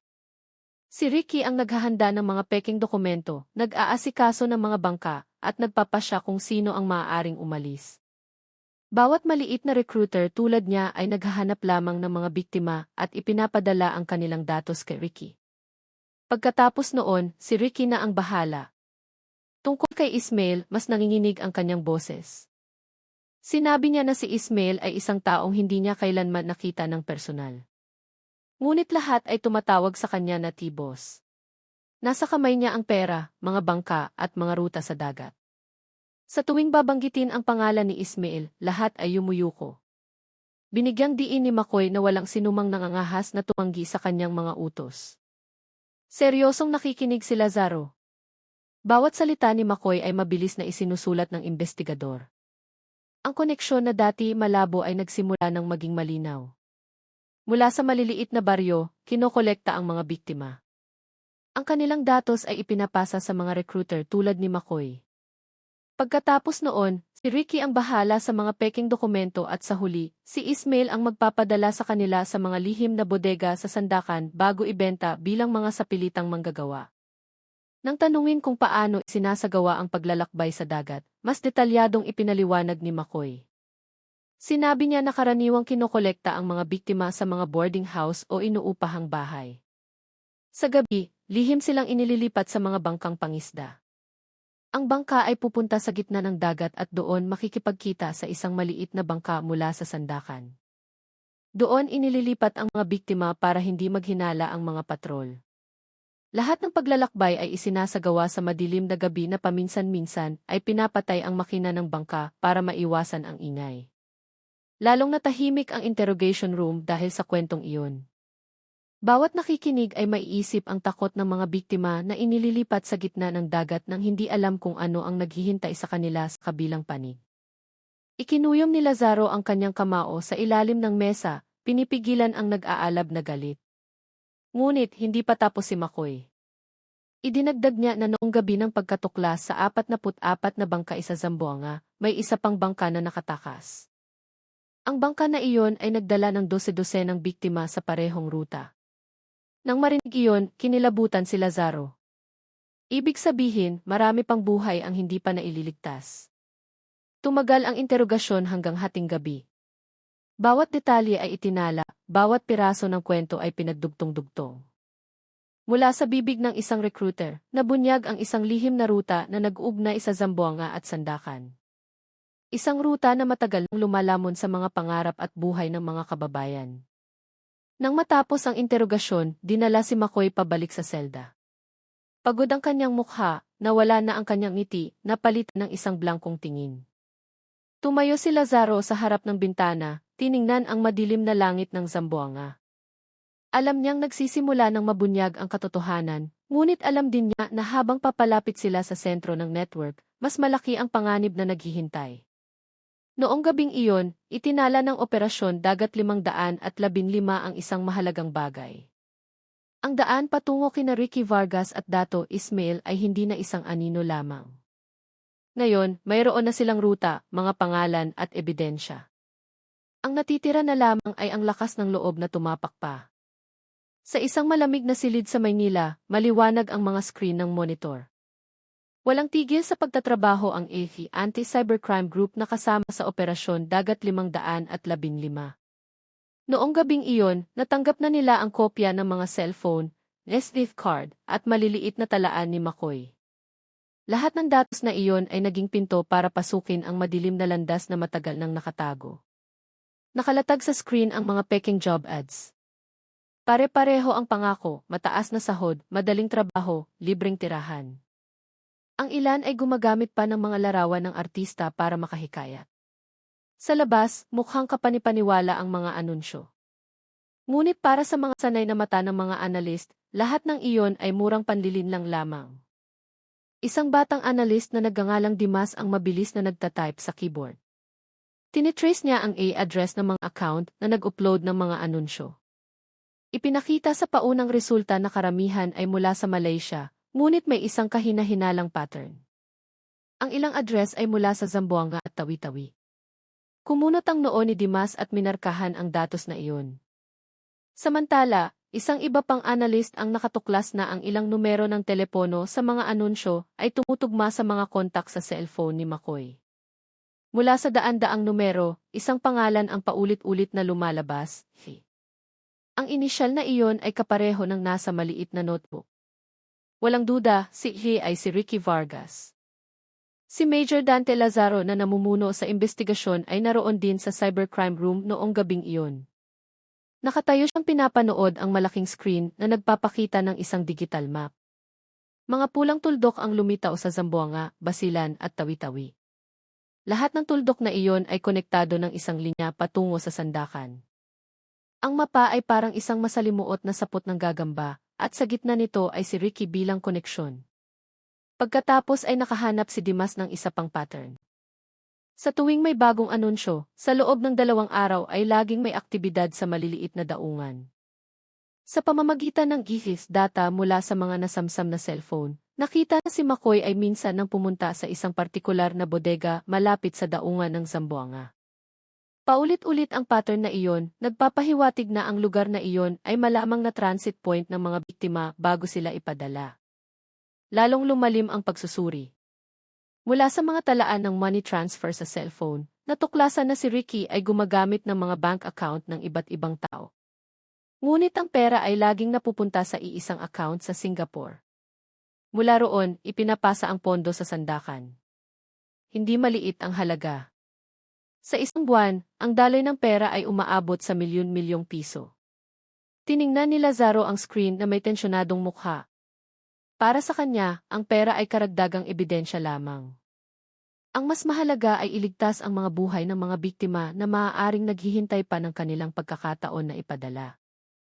Alam niya na bawat minutong nasasayang ay maaaring mga hulugan ng isa pang bangka na makakatakas. Pagkatapos ay natuklasan ng Cybercrime Unit ang isang nakakagulat na bagay. Mula sa isa sa mga nasamsam na laptop, may isang encrypted na mensahe na ipinadala ilang oras bago ang raid. Ang mensahe ay para sa isang email address sa sandakan. Nang mabuksan ito, maikli ngunit malinaw ang nilalaman, mga bago, handa na. Aalis ang bangka sa loob ng 2 gabi. Ang mensaheng iyon ay nagpatigil sa lahat sa silid. Ikinuyom ni Lazaro ang kanyang kamao. Ibig sabihin, may isa pang grupo ng mga biktima na inihahanda na. Hindi sila maaaring maghintay ng matagal. Ngunit, may isa pang mas mahalagang lead. Sa ibaba ng mensahe, nakalagay ang isang digital signature na may inisyal na IHE. Iyon ang unang digital footprint na direktang nag-ugnay kay Ricky Vargas sa operasyon ng pagpapadala. Hindi na ito isang hinala lamang, kundi isang tunay na ebidensya. Noong gabing iyon, nagbigay ng tegas na utos si Lazaro. Lahat ng datos ay ipinadala sa Zamboanga para sa field operation. Ang bodega na natukoy ay kailangang bantayan agad. Ang bangka na binanggit sa mensahe ay kailangang harangin bago makaalis sa Zamboanga. Binigyang diin niya na ang buhay ng dose-dosenang tao ay maaaring nakasalalay sa operasyong ito. Sa labas ng gusali, nagsimulang umambon sa mga kalsada ng Maynila. Ngunit sa loob ng cybercrime room, lahat ay gising pa. Patuloy na ipinapakita ng mga monitor ang mga numero, code, at mga gumagalaw na mapa. Sa likod ng tila tahimik na mundo ng internet, isang digmaan laban sa human trafficking ang nagaganap. Tiningnan ni Lazaro ang huling digital map bago umalis sa silid. Ang pulang linyang nag-ugnay sa Zamboanga at Sandakan ay napakalinaw. Sa dulo ng linyang iyon ay ang pangalang Ricky Vargas. At sa mas malayo pa, ang anino ni Dato Ismael. Hindi pa tapos ang kanilang paglalakbay. Ngunit ngayong gabi, ang digital na sapot ay nagbukas ng pinto patungo sa susunod na hakbang. Abala ang umaga sa Zamboanga. Puno ng mga sasakyan ang mga kalsada. Nag-iingayan ang mga busina. Ang amoy ng kape mula sa maliliit na tindahan ay humahalo sa usok ng mga sasakyan. Sa gitna ng kaguluhan, nakaupo si Corporal Angel Santos sa isang simpleng upuang kahoy, suot ang isang simpleng hijab at maluwag na damit. Maayos na nakatirintas ang kanyang buhok, at ang kanyang mukha ay bahagyang pinulbos para magmukhang isang dalaga mula sa probinsya na unang beses na nagpunta sa syudad. Sa araw na iyon, ang kanyang papel ay maging pain. Kailangan niyang lapitan si Ricky Vargas, ang taong matagal nang lumalabas lamang bilang isang inisyal sa mga talaan at digital footprint. Mapanganib ang kanyang misyon dahil kilala si Ricky na mailap, mahirap makita, at laging naghihinala sa mga estranghero. Ngunit, sanay na si Angel sa mga undercover operation. Alam niya na bawat salita, bawat kilos, ay maaaring maging susi para makuha ang tiwala. Inihanda na ng Operasyon Dagat 515 ang lahat ng senaryo. Isang bagong pagkakakilanlan ang ibinigay kay Angel. Sa kanyang papel, siya ay isang dalaga mula sa tawi-tawi na gustong magtrabaho sa Malaysia. Sinasabing mayroon siyang talento sa pagkanta. Kahit na sa totoo lang ay simpleng mga kanta lamang ang kaya niyang awitin, sadyang pinili ang kwentong ito dahil tugma ito sa mga peking pangako na laging ginagamit ng mga recruiter. Tanghali, tinawagan ang numero ni Ricky na nakuha mula sa cellphone ni McCoy. Nagsalita si Angel na may malambing na boses, puno ng pag-aalinlangan na parang isang tunay na dalaga mula sa probinsya. Sinabi niya na gusto niyang maghanap ng trabaho sa Malaysia para matulungan ang kanyang pamilya. Sa kabilang linya, isang mabigat na boses ng lalaki ang sumagot ng maikli. Nagtanong siya, sino ang nagbigay ng numero ko? Maingat na binanggit ni Angel ang pangalan ni McCoy. Saglit na natahimik, pagkatapos ay sinabi ng boses sa telepono na pumunta siya sa isang maliit na cave sa isang lugar sa Zamboanga. Na-record ang buong usapan. Sa control room, seryosong pinapanood ni na Lazaro at ng team. Alam nilang ito ay isang malaking pagkakataon. Bihirang makipagkita si Ricky ng personal sa mga bagong tao, at sa pagkakataong ito, pumayag siya. Pagsapit ng hapon, dumating si Angel sa cave. Simple ang lugar, puno ng usok ng sigarilyo at may mga plastik na upuan. Umupo siya sa sulok, yumuko, at hinawakan ang isang baso ng tsaa na malamig na. Mula sa malayo, isang itim na kotse ang huminto. Isang lalaki ang bumaba. Matangkad at payat, maayos ang pagkakasablay ng buhok, at nakasuot ng puting polo. Matalim ang kanyang mga mata, kalmado ang kanyang mga hakbang. Iyon si Ricky Vargas. Diretso siyang pumunta sa mesa ni Angel, umupo ng walang pasabi. Ang kanyang matalim na tingin ay dumaan sa mukha ng dalaga. Yumuko si Angel, nagkunwaring nahihiya. Sinimula ni Ricky ang usapan na may kontroladong tono. Tinanong niya kung saan galing si Angel, kung bakit gusto niyang magtrabaho, at kung gaano siya kahanda sa mga hamon. Sumagot si Angel na may mahinang boses, puno ng katapatan. Sinabi niya na gusto lamang niyang tulungan ang kanyang mga magulang. Basta't marangal na trabaho, gagawin niya. Mukhang nasiyahan si Ricky. Bahagya siyang umiti at sinabi na maraming kabataan mula sa probinsya ang naging matagumpay sa tulong niya. Mayroon na ngayong nakakapagpadala ng 10,000 piso sa kanilang pamilya. Mayroon ng mga bagong bahay. Nagkunwaring nabighani si Angel, ngunit sa kanyang puso, itinatala niya ang bawat salitang lumalabas. Lahat ng iyon ay hungkag na pangako na kumitil na sa buhay ng maraming tao. Tumagal ng halos 1 oras ang pagkikita. Pagkatapos ay inilabas ni Ricky ang kanyang cellphone. Mabilis na nag-type ng isang mensahe at maikling sinabi na handa na ang isang bagong recruit ngayong gabi. Saglit na sumulyap si Angel sa screen ng kanyang cellphone, sapat para makita na ang mensahe ay ipinadala sa isang dayuhang numero. Sa labas ng cave, pinipigilan ng surveillance team ang kanilang paghinga. Bawat kilos ay na-record, bawat salita ay itinala. Ikinuyom ni Lazaro na namumuno mula sa control room ang kanyang kamao. Alam niyang papalapit na sila. Bago umalis, inutusan ni Ricky si Angel na pumunta sa isang inuupahang bahay sa gilid ng Zamboanga ngayong gabi. Mula roon, dadalhin daw siya sa isang transit point. Sumunod si Angel na parang walang pagpipilian. Pagkatapos ay tumayo si Ricky, tinapik ang kanyang balikat, at lumabas ng cave na may kalmadong mukha. Nanatiling nakaupo si Angel saglit, naghihintay ng senyales mula sa team. Pagkatapos ay tumayo siya at lumabas ng dahan-dahan. Mula sa malayo, gumalaw ang kotse ni Ricky patungo sa direksyon ng daungan. Agad na sumunod ang field agents, pinapanatili ang distansya. Noong gabing iyon, puno ng tensyon ang hangin sa Zamboanga. Kailangang pumasok ni Angel ng mas malalim sa isang pugad na puno ng mga patibong. Mula sa maliit na mikropono sa kanyang damit, maririnig ang tigas na boses ni Lazaro, pinapalakas ang kanyang loob na manatiling kalmado. Nagsisimula pa lamang ang undercover mission, at mula sa mga kamay ng isang dalaga, ang malaking sikreto ng sindikato ng human trafficking ay magsisimula ng mabunyag. Dahan-dahang bumaba ang gabi sa Zamboanga. Nagsimulang maging tahimik ang mga kalsada, malabo ang kislap ng mga ilaw, at maririnig ang tunog ng mga kuliglig mula sa mga palumpong sa gilid ng syudad. Ang mga sasakyan na kanina'y pumupuno sa mga pangunahing kalsada ay nabawasan na, naiwan na lamang ang paminsan-minsang ugong ng mga truck. Sa gitna ng katahimikang iyon, naglakad si Corporal Angel Santos sa isang mahabang eskinita. Hinahangin ang kanyang simpleng hishab, mabagal ang kanyang mga hakbang, at paminsan-minsan ay tumitingin sa kaliwat kanan na parang isang dalaga mula sa probinsya na takot maligaw. Sa dulo ng eskinita, nakatayo ang isang lumang inuupahang bahay na kupas na ang pintura. Mahigpit na nakasara ang mga bintana. Umuugong ang kahoy na pinto sa tuwing hinahampas ng hangin. Sa labas, mukhang ordinaryo ang bahay, hindi naiiba sa iba pang mga bahay sa paligid. Ngunit, para sa Operasyon Dagat 515 na nagmamasid mula sa malayo, ang bahay na iyon ay isang mahalagang punto. Mula roon, maraming biktima na ang ipinadala. Dahan-dahang kumatok si Angel sa pinto. Maririnig ang mga yapak mula sa loob, pagkatapos ay bumukas ang pinto. Isang batang lalaki na may matigas na mukha ang tumingin sa kanya nang may paghihinala.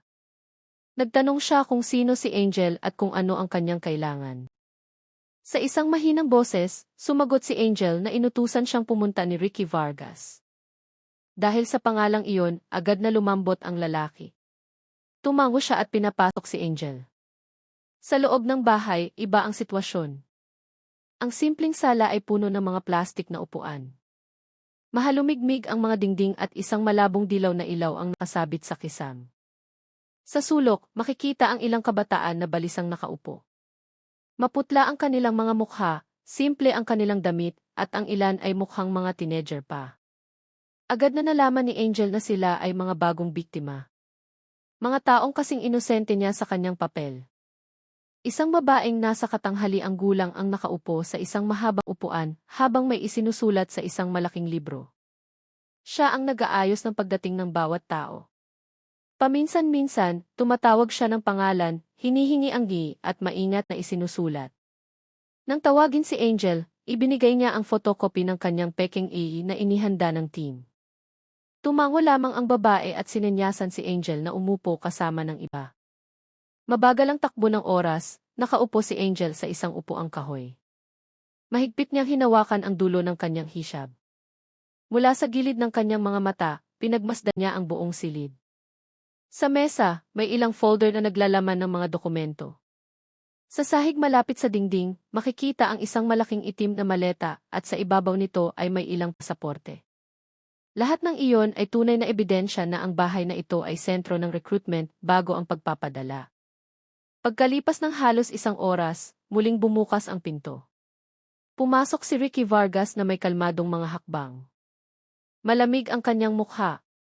Tiningnan niya ang bawat isa sa silid. Hindi siya gaanong nagsalita, tinanong lamang kung handa na sila. Yumuko ang lahat ng mga biktima, sumunod. Pagkatapos ay umupo si Ricky sa gitnang upuan, binuksan ang kanyang cellphone at mabilis na nag-type ng isang mensahe. Saglit na sumulyap si Angel.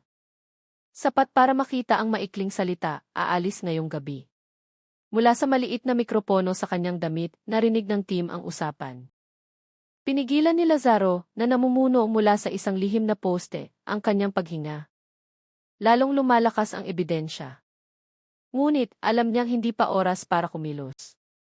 Kailangan nilang hintayin si Ricky na direktang magdala sa kanila sa transit point para mabuksan ang kumpletong ruta.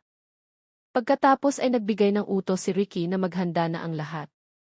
Sa gabing iyon, ililipat sila sa isang maliit na daungan sa labas ng Zamboanga. Binigyang diin niya na hindi dapat mag-ingay. Kung may magtatangkang tumakas, malinaw ang banta, hindi na sila makakabalik ng buhay. Ang mga salitang iyon ay lalong nagpaputla sa mukha ng mga biktima.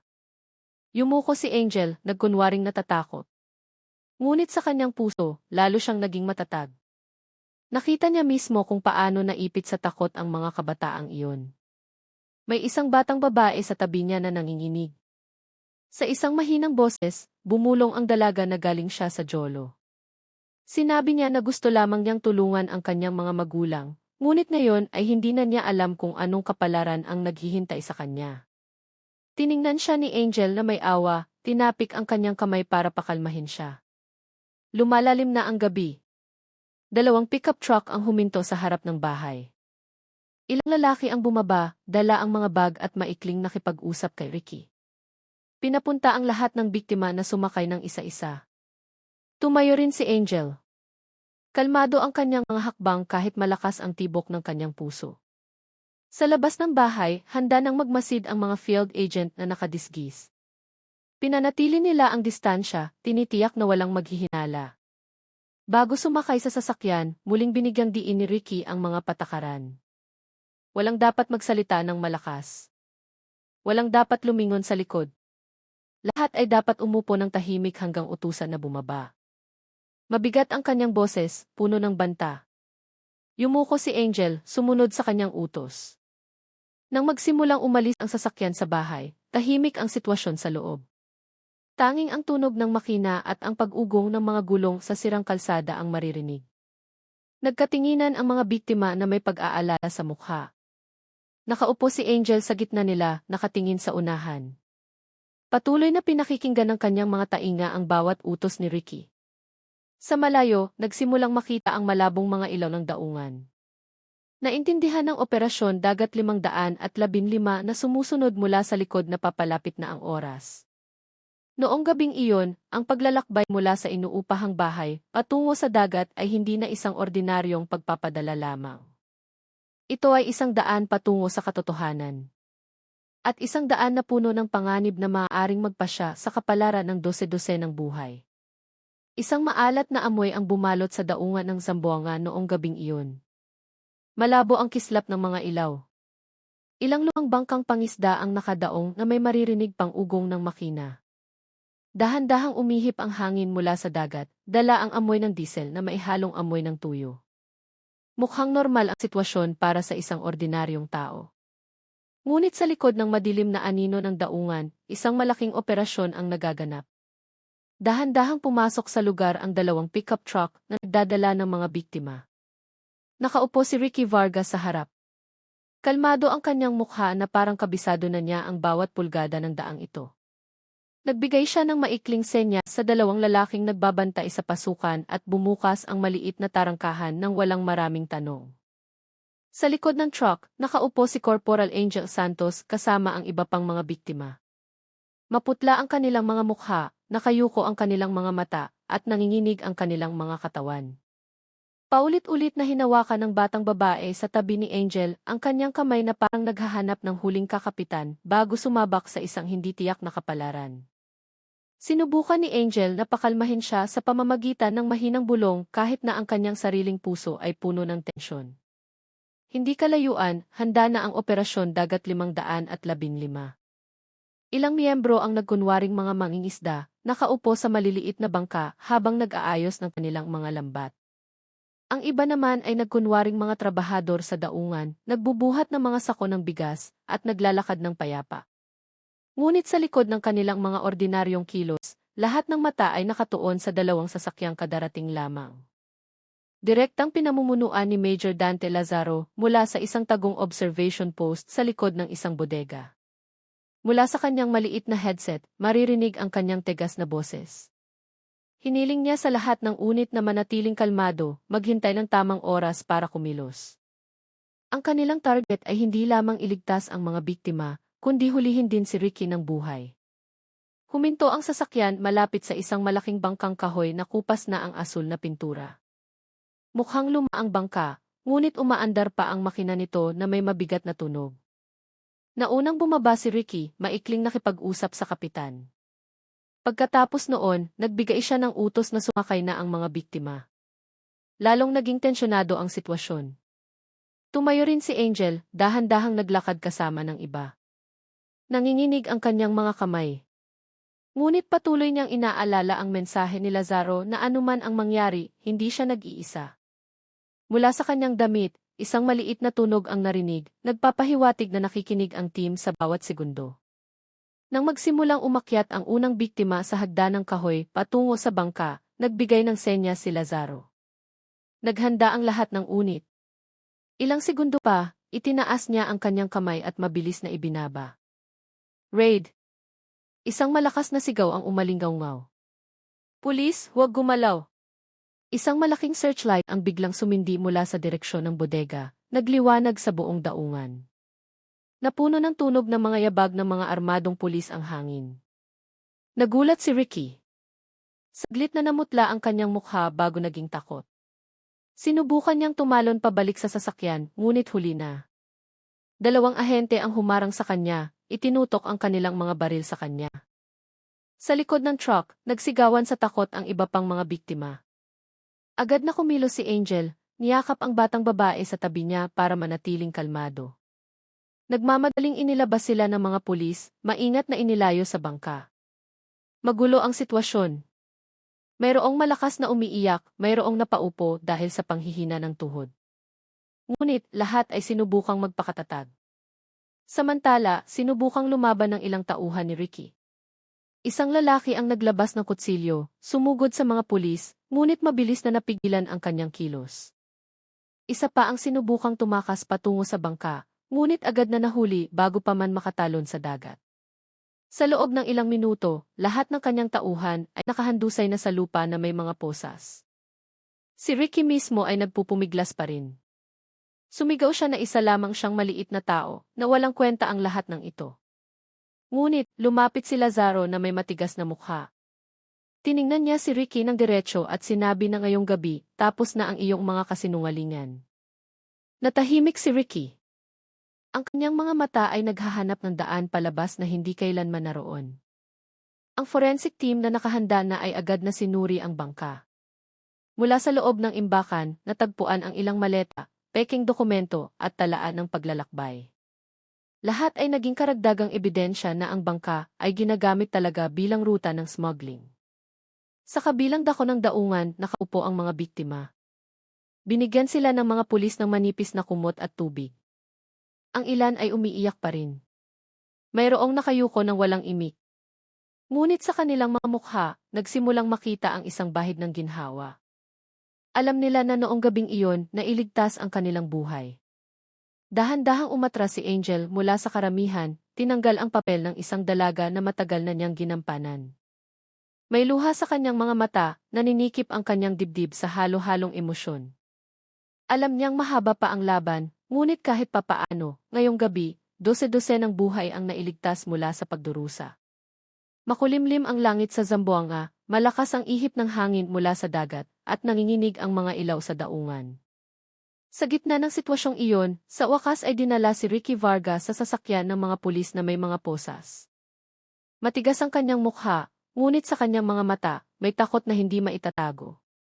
Matagal siyang tiningnan ni Lazaro bago tumingin sa nagngangalit na dagat. Alam niyang hindi si Ricky ang katapusan ng kwentong ito. Sa likod niya, mayroon pang isang malaking pangalan, si Dato Ismail na kumokontrol sa lahat mula sa sandakan. At para makarating sa kanya, nagsisimula pa lamang ang kanilang laban. Malamig ang interrogation room sa Zamboanga City Police Office. Ang ilaw na neon ay nagliwanag sa isang mahabang mesang kahoy, habang umuugong ang upuang bakal sa sulok. Nang paupuin si Ricky Vargas na may mga posas, maputla ang kanyang mukha, gusot ang kanyang damit, at malamig na pawis pa rin ang tumutulo sa kanyang sentido. Ngunit, sa likod ng lahat ng iyon, sinubukan niyang manatiling kalmado. Dahan-dahang pumasok si Major Dante Lazaro, dala ang isang folder na puno ng mga dokumento at larawan mula sa operasyon sa daungan. Umupo siya sa harap ni Ricky, tinitigan siya ng hindi nagsasalita. Nakakabinging katahimikan ang bumalot sa hangin, tanging ang tunog ng orasan sa dingding ang maririnig. Sa unang ilang minuto, pinili ni Ricky na manahimik. Yumuko siya, tumangging tingnan ang kanyang kausap. Ngunit hindi nagmamadali si Lazaro. Binuksan niya ang folder, ipinakita ang mga larawan ng mga biktima na nailigtas. Mapuputlang mukha, basang mga mata, at nanginginig na mga katawan ang malinaw na nakikita. Sa isang mahinang tono, sinabi ni Lazaro na ang mga taong iyon ay hindi lamang mga pangalan sa isang listahan, kundi mga buhay na halos mawala. Saglit na itinaas ni Ricky ang kanyang mukha at bahagyang ngumisi. Sinabi niya na lahat sila ay dumating sa sarili nilang kagustuhan, walang pinilit. Hindi nagpaapekto si Lazaro. Inilagay lamang niya sa mesa ang isang maliit na talaan na kinuha mula sa inuupahang bahay. Puno ang pahinang iyon ng mga code, numero at inisyal. Itinuro niya ang mga letrang ilay sa ibaba ng pahina. Sino siya? Ang tanong ay lumabas ng mahinahon, ngunit matalim. Saglit na nawala ang ngiti ni Ricky. Mabilis na gumalaw ang kanyang mga mata, tiningnan ang talaan, at muling yumuko. Sinubukan niyang umiwas, sinabi na hindi niya alam, ngunit patuloy siyang pinilit ni Lazaro. Ipinaliwanag niya na bawat talaan at digital footprint ay nagpapakita na ng pagkakasangkot ni Il. Ang pangalang iyon ay hindi na isang inisyal lamang. Lahat ng daloy ng pera, mga dokumento, at mga bangka ay patungo sa kanya. Nagsimulang maging balisa si Ricky. Ang kanyang mga kamay na nakaposas ay hindi mapakali. Mabilis ang kanyang paghinga. Alam niyang hindi siya maililigtas ng pagsisinungaling. Sa wakas, sa isang mabigat na boses, nagsimula siyang magsalita. Ay si Dato Ismail. Biglang natahimik ang silid. Agad na isinulat ng investigador sa sulok ang bawat salita. Hindi nagulat si Lazaro, ngunit mas bumilis ang tibok ng kanyang puso. Sa wakas ay lumabas na ang pangalan mula sa bibig ng isang pangunahing salarin. Ipinagpatuloy ni Ricky ang kanyang kwento. Inamin niya na si Dato Ismail ang pangunahing kumokontrol sa network. Lahat ng maliliit na recruiter tulad niya ay mga tauhan lamang. Si Ismail ang nag-aayos ng mga ruta, pumipili ng mga bangka, at tinitiyak na maayos ang daloy ng pera. Mula sa sandakan, inaayos niya ang lahat sa pamamagitan ng kanyang mga pinagkakatiwalaang tao. Binigyang diin ni Ricky na walang bangka na umaalis ng walang utos ni Ismail. Nang tanungin kung paano isinasagawa ang komunikasyon, ipinaliwanag ni Ricky na bawat utos ay dumarating sa pamamagitan ng encrypted na mga text message o tawag mula sa isang dayuhang numero. Bihira silang magkita ng personal maliban sa mga lihim na lugar sa paligid ng sandakan. Inamin ni Ricky na isang beses lamang niyang nakita ang mukha ni Ismail nang tawagin siya sa isang marangyang villa sa gilid ng sandakan. Maayos daw ang pananamit ng lalaki, kalmado magsalita. Ngunit bawat salita niya ay nagpapayuko sa lahat. Seryosong nakikinig si Lazaro. Alam niyang mahalaga ang pag-amin na ito, ngunit alam din niyang maaaring sinusubukan ni Ricky na manipulahin siya. Humingi siya ng mas maraming detalye.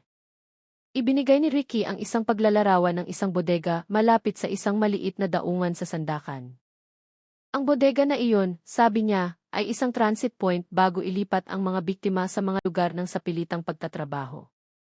Binanggit din niya ang ilang iba pang mga pangalan ng mga tagapamagitan, kabilang ang mga driver, may-ari ng bangka, at mga may hawak ng mga bank account.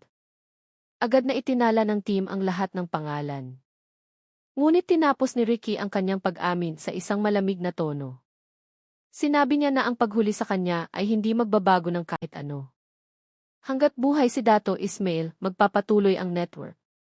Kahit na maputol ang isang ruta, may isa pang ruta na lilitaw.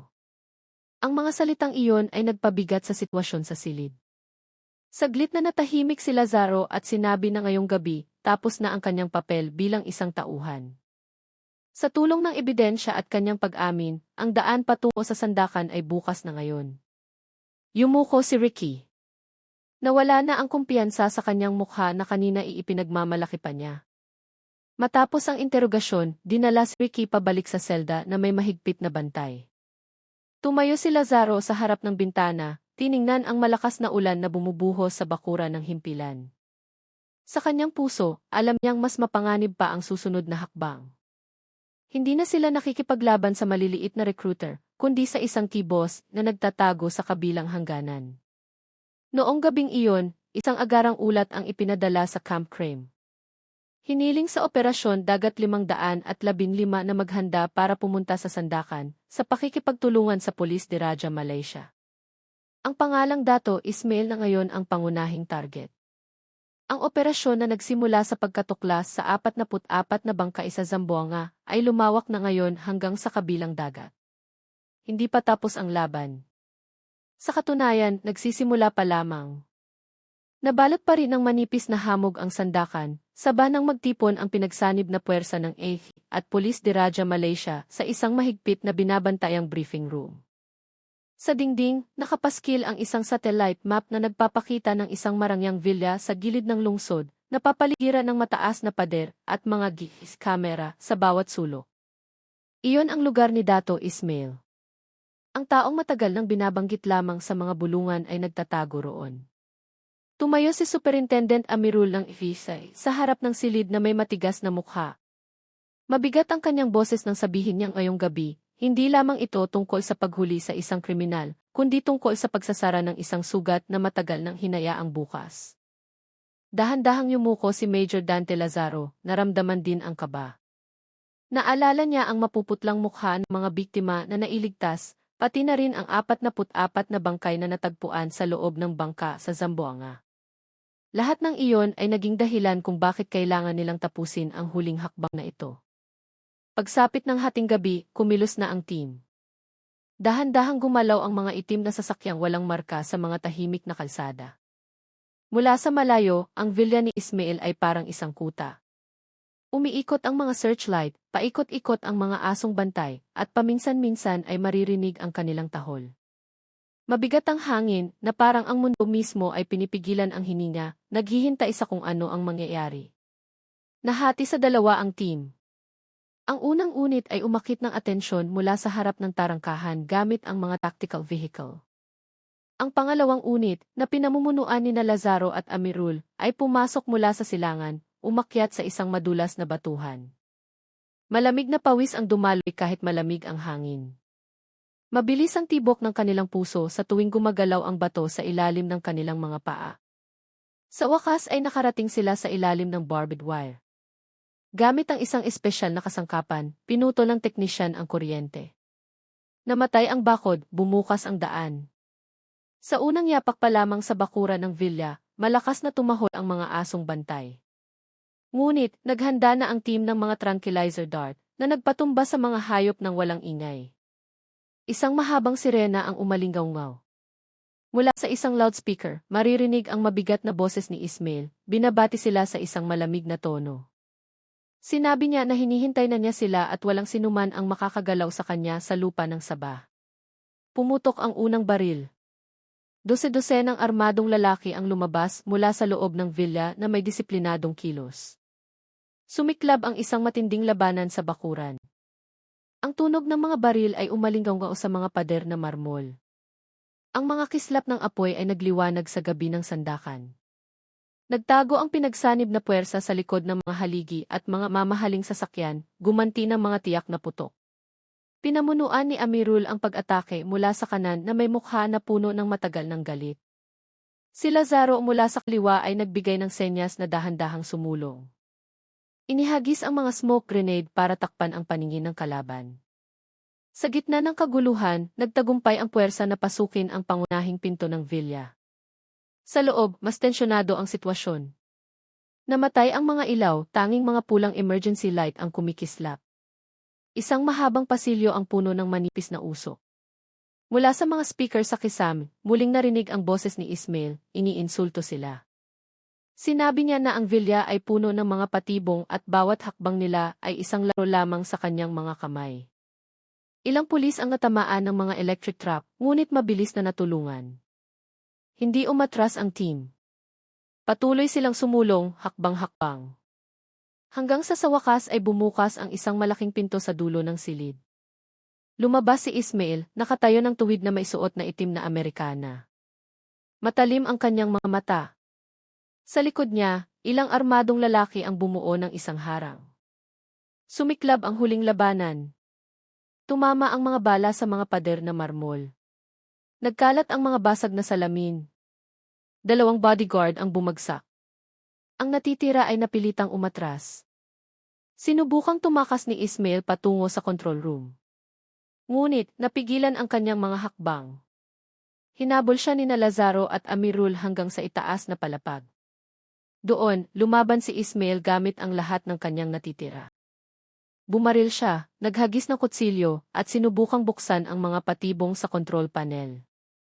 Ngunit, bumagsak din siya ng barili ni Amirul ang kanyang braso. Sa isang iglap, napusasan si Ismail, puno ng galit ang kanyang mukha, at ang kanyang mga mata ay puno ng nag-aalab na puot. Sa tingin niyo ba, ang paghuli sa akin ay magbabago ng lahat, sabi niya ng malamig. May daan-daang tulad ko sa labas. Matalim siyang tiningnan ni Lazaro at sumagot na maaaring totoo iyon, ngunit ngayong gabi, isang malaking buhay ang bumagsak at sapat na iyon para iligtas ang maraming tao. Dinala si Ismail palabas ng villa na nakayuko. Kumikislap ang mga sirena ng pulisya sa malayo, nagliliwanag sa mukha ng kibos, na sa wakas ay nawalan na ng kanyang trono. Ilang buwan pa, puno ng tao ang korte sa Kuala Lumpur. Mga mamamahayag, aktivista, at mga pamilya ng biktima ang nagsiksikan sa mga upuan. Sa upuan ng akusado, nakaupo si Dato Ismail na may malamig na mukha. Sa tabi niya, si Ricky Vargas ay mukhang maputla at balisa. Binasa ng hukom ang mahabang sakdal, human trafficking, illegal detention, exploitation, torture, hanggang sa pagkamatay ng 12 ng buhay. Bawat salita ng sakdal ay parang martilyo na tumatama sa puso ng mga tao sa korte. Ilang biktima na nakaligtas ang dumalo, nakaupo ng magkakatabi, ang ilan ay nakayuko, ang ilan ay magkahawak kamay. Isang 20 taong gulang na binata ang tumayo para magbigay ng testimonya. Nanginginig ang kanyang boses nang sabihin niyang pinangakuan sila ng isang magandang pangarap. Ngunit ang nakuha lamang nila ay mga kadena, gutom at karahasan. Natahimik ang silid, tanging mga hikbi ang maririnig. Sa wakas ay ibinaba ng hukom ang hatol. Si Dato Ismail ay hinatulan ng habang-buhay na pagkakakulong ng walang parol. Si Ricky Vargas ay nakatanggap ng mahabang sentensya, kasama ang iba pang mga kasabwat. Nang tumunog ang gavel, umugong ang silid. Mayroong umiyak sa ginhawa. Mayroong yumakap sa larawan ng kanilang yumaong anak. Mayroong yumuko sa panalangin. Sa labas ng korte, nakatayo sina Lazaro at Amirul. Walang malaking tagumpay sa kanilang mga mukha, isang mapait na ginhawa lamang. Dahan-dahang sinabi ni Lazaro na 44 na buhay ang nawala at walang hatol ang makapagbabalik sa kanila. Tumango si Amirul, mabigat ang kanyang boses, ngunit ang hatol na ito ay maaaring magligtas ng iba pang buhay sa hinaharap. Sapat na iyon para hindi sila mamatay ng walang kabuluhan. Dahan-dahang sinindihan ng araw ng hapon ang lungsod ng Kuala Lumpur. Dahan-dahang inaayos ng mga nakaligtas na biktima ang kanilang mga bagong buhay. Ang ilan ay bumalik sa pag-aaral. Ang ilan ay nakakuha ng marangal na trabaho, ngunit mananatili ang mga peklat sa kanilang puso. Isang paalala na hindi mura ang kalayaan. Isinara ng kwentong ito ang isang kabanata, ngunit nagbukas ng isang bagong kamalayan. Na ang human trafficking ay hindi lamang isang krimen, kundi isang sugat sa sangkatauhan na nag-aabang sa sinuman. Ang pangako ng madaling trabaho na may malaking sahod ay maaaring maging isang nakamamatay na bitag.